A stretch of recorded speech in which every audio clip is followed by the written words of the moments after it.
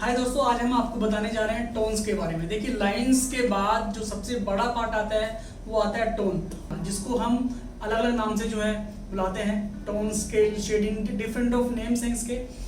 Shading का, tone का perfectly होना, उसके लिए काफ़ी सारे मेथड्स हैं। सबसे पहले बताया गया है कि आप 45 डिग्री एंगल्स पे आप जो है टोन करके चलें। और अगर टोनिंग की आपको सेंस ऑफ माइंड अगर आपको अपना डेवलप करना है तो आप स्केल को समझें। स्केल होता क्या है? स्केल होता है आप डार्क टू लाइट जाएं या फिर लाइट टू डार्क जाएं। जो आपकी डिफरेंट उसकी शेड्स होती हैं उसको हम ग्रे स्केल बोलते हैं, उसको हम शेड्स बोलते हैं। जैसे कि मैं आपको एग्जांपल के तौर पे अगर मैं आपको दिखाऊं तो ये इसका स्केल है। देखिए, सबसे बड़ी चीज़ है, आपने किसी भी चीज़ को जब आप क्रिएट करते हैं तो सबसे पहले आप ड्रॉ करते हैं। जब आप ड्रॉ करेंगे तो वो सिर्फ एक आपका ड्राइंग का पार्ट होता है। उसको 3D में कन्वर्ट करने के लिए, उसको विजुअल दिखाने के लिए, तो दिखेगा कैसे, उसके लिए हमें टोन का हमारा ज्ञान होना, टोन का हमारा ब्रीफ होना बहुत ही ज़रूरी है। विदाउट टोन आप किसी भी चीज़ को देख नहीं सकते, क्योंकि ड्राइंग तो सिर्फ आपकी हेल्प करता है सिर्फ बनाने में और देखने में। उसके बाद अगर वो चीज़ आपको दिखेगी नहीं दिखेगी। मेरा एग्जांपल आपसे ये भी है, मैंने एक ये सर्कल अभी एक जो है ये सर्कल अभी मैंने आप जो है ड्रॉ किया। अगर आप कहेंगे, मैं ये आपसे पूछूँ ये क्या है, तो आप इसके डिफरेंट आप नाम बोल सकते हैं कि ये सन है, ये पहिया है, या कुछ भी आप बोल सकते हैं। बट ये क्लियरिफाई कब होगा? जब इसके अंदर स्केल आएगा, राइट? वो स्केल को हम टोन बोलते हैं। और टोन के लिए सबसे ज़रूरी है कि आप स्केल करना सीखें। स्केलिंग में क्या होता है, जैसे मैंने आपको बताया कि सबसे पहले आप ये स्केल,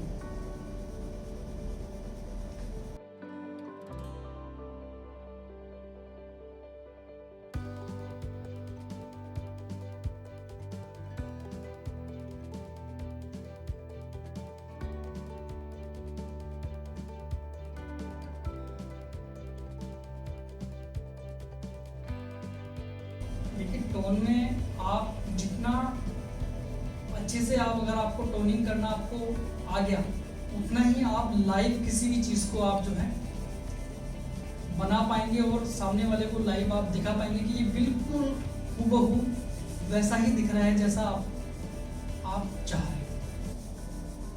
ये पहले मैंने डार्क स्केल किया, फिर ये मीडियम टोन है और ये आपकी लाइट टोन है। अब इसको अगर हम 2-3 तरीके बताए गए हैं। सबसे पहले है कि आप चाहो तो अपनी फिंगर से आप इसको मर्ज कर सकते हैं, राइट?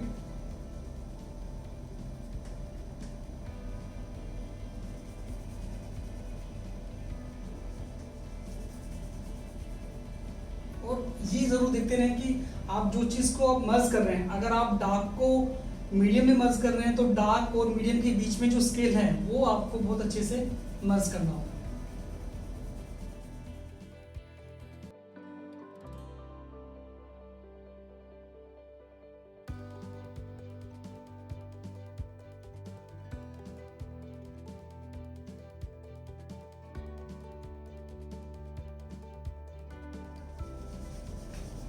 देखिए दोस्तों, टोन में यहाँ तक कि आपकी डिटेलिंग बताई गई है कि सबसे पहले आप पेंसिल्स को, उसको चलाने के तरीके क्या होते हैं टोन्स के लिए। आप जो भी आप प्रोफेशनल पेंसिल्स आप यूज़ कर रहे हैं, आप सबसे पहले उसको पीछे से आप जो है ग्रिप करें।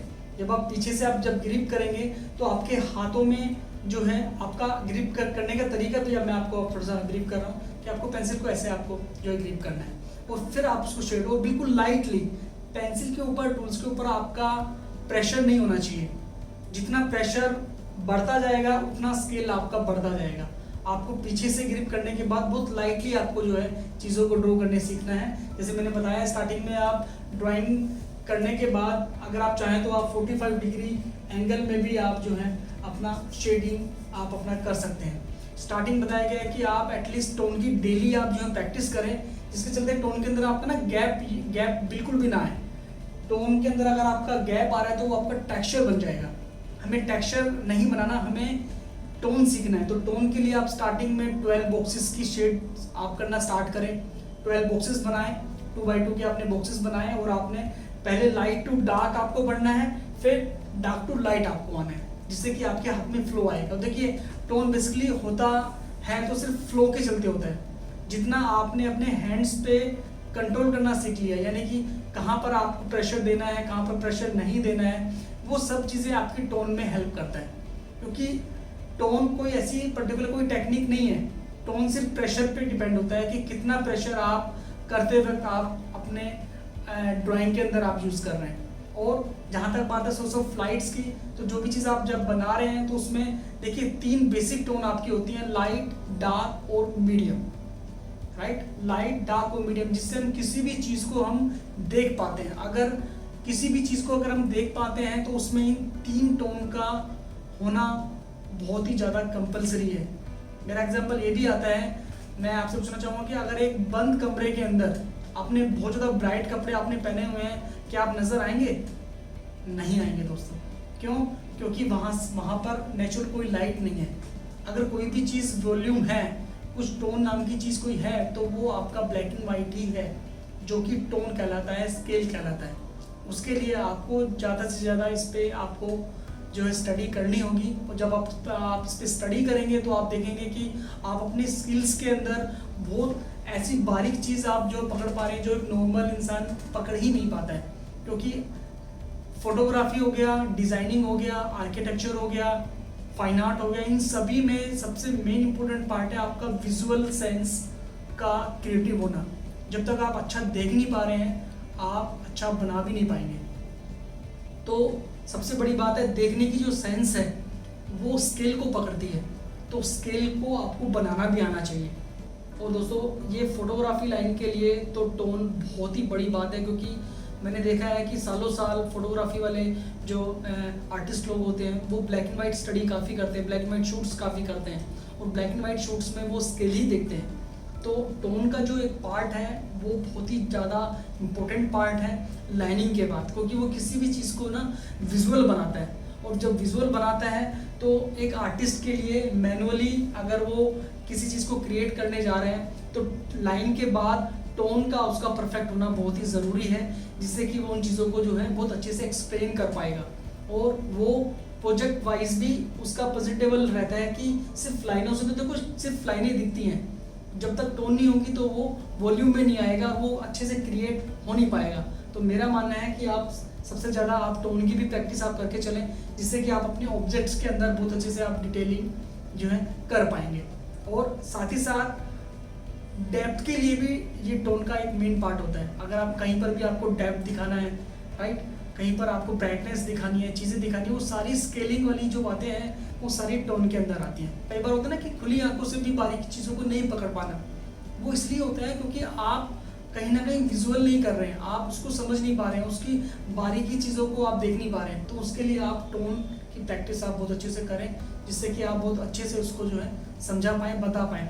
उसके बाद में टोन के कुछ देखिए जो सैम्पल्स वाइज अगर बात करें तो टोन जैसे मैंने आपको बना के दिखाया, ये स्केल देखिए, ये पूरा स्केलिंग जब तक 3D में कन्वर्ट हुआ है, पूरा पहले डार्क, मीडियम, फिर लाइट, ये टोन का स्केल है। आप अपनी बेसिक शेप्स के अंदर आप जो है आप टोनिंग करके चलें, जिससे कि आपको अपने ऑब्जेक्ट्स भी आपको 3D में आपको नजर आएंगे टोन के माध्यम से।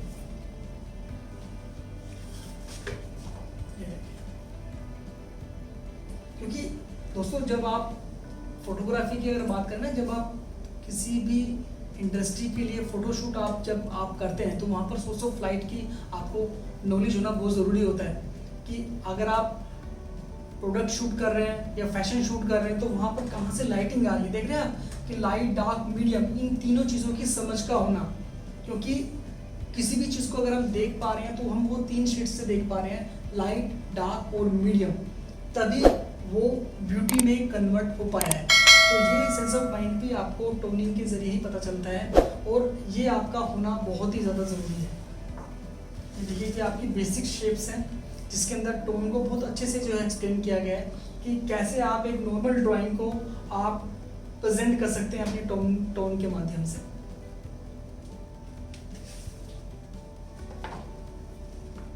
ये बेसिक आपकी शेप्स हैं, उसमें कहाँ से कैसी सोर्स ऑफ लाइट आई हुई है, टोन्स कैसे, ऑब्जेक्ट्स कैसे इसमें जो है 3D आपको लग रहे हैं, वो सारी चीज़ की दोस्तों ये लाइंस और टोन, ये उसके बाद फिर आपका जो है टेक्सचर आता है, फॉर्म आता है, ये आपके बेसिक ऐसे फंडामेंटल्स हैं जो आपके आगे आने वाले करियर में आपका, जब आप क्रिएटिव फील्ड्स के लिए अपने आप को आप देखेंगे कि आपको कॉम्पिटिशन आपको चेस करना, तो वहाँ पर भी आप देखेंगे। ये सभी चीज़ें ही आपको नोटिस करते हुए अपना आगे का टारगेट आपको अचीव करना है, क्योंकि वहाँ पर भी आपको स्टिल लाइफ, कॉम्पोजिशन, उन सभी चीज़ों में आपका फंडामेंटल आपका यूज़ होने वाला है।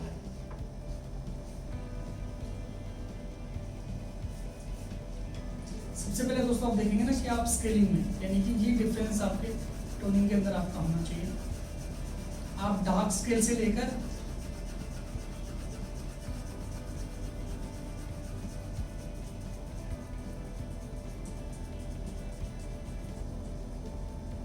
यानी कि आपको कंट्रोल करना सीखना है।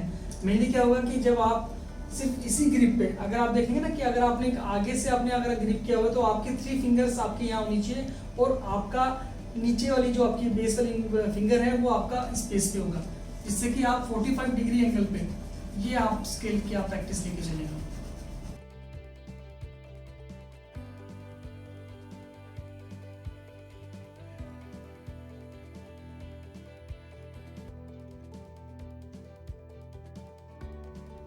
अब मेनली चीज़ है, इसके अलग अलग पैटर्न्स भी होते हैं। अगर मान लीजिए आप प्रैक्टिस करते वक्त पेंसिल से अगर आपका रफनेस आ रहा है या गैप आ रहा है, तो आप काफ़ी सारे टूल्स हैं, पेपर स्टम्स वगैरह होते हैं, कॉटन्स होते हैं, यहाँ तक कि आप सिंपल किसी कपड़े से भी आप उसको जो है स्मज कर सकते हैं।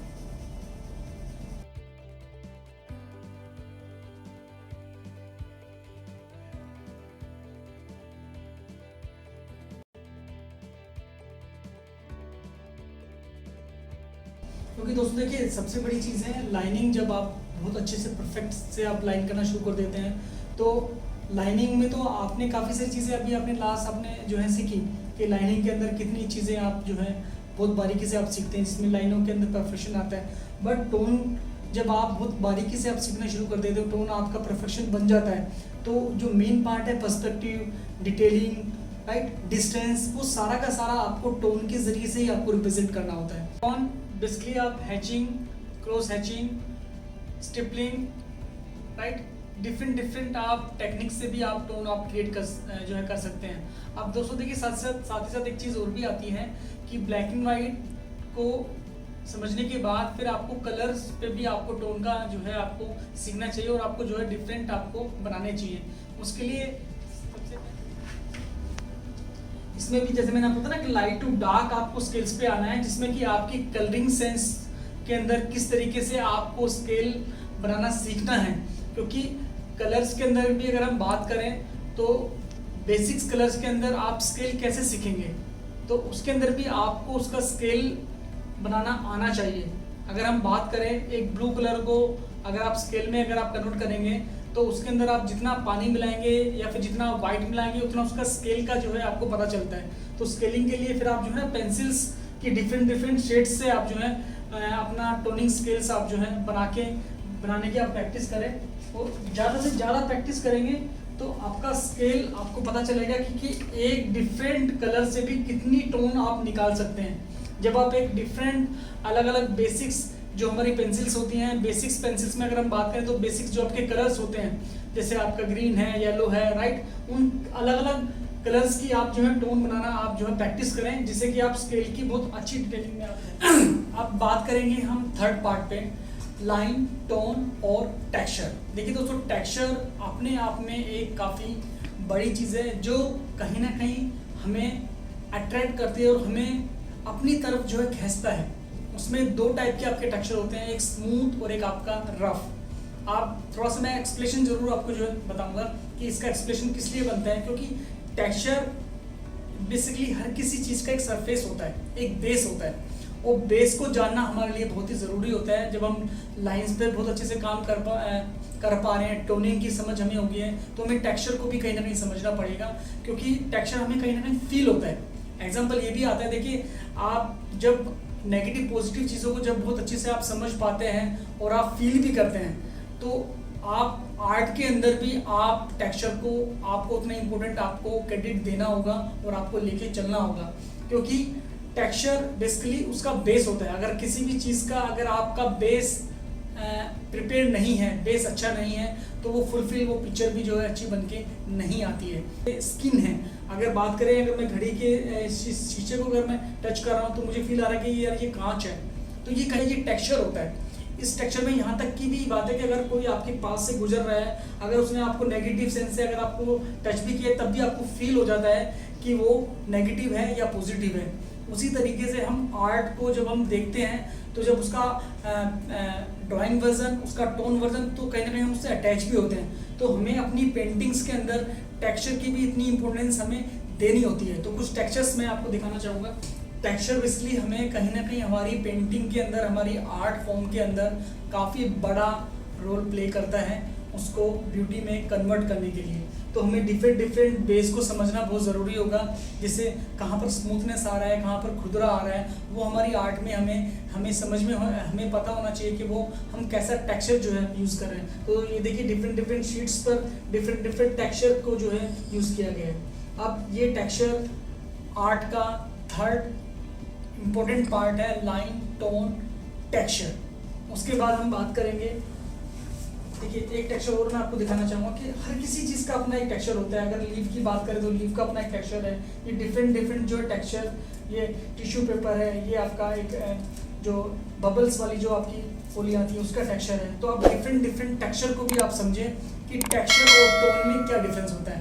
टोन कहीं ना कहीं स्मूथनेस चीज़ होती है और टेक्सचर कहीं ना कहीं आपको अट्रैक्ट करता है। जब आपकी आर्ट में, आपकी विजुअल सेंस में टेक्सचर की वैल्यू जितनी अच्छी होगी, उतना ज़्यादा आपके टेस्ट के अंदर भी जो वैरायटी होगी। तो वैरायटी को क्रिएट करने के लिए टोन और टेक्सचर, ये दोनों बहुत ही अहम पार्ट हैं आर्ट, डिज़ाइन और आर्किटेक्चर, फाइन आर्ट्स के इस बेसिक फंडामेंटल के अंदर।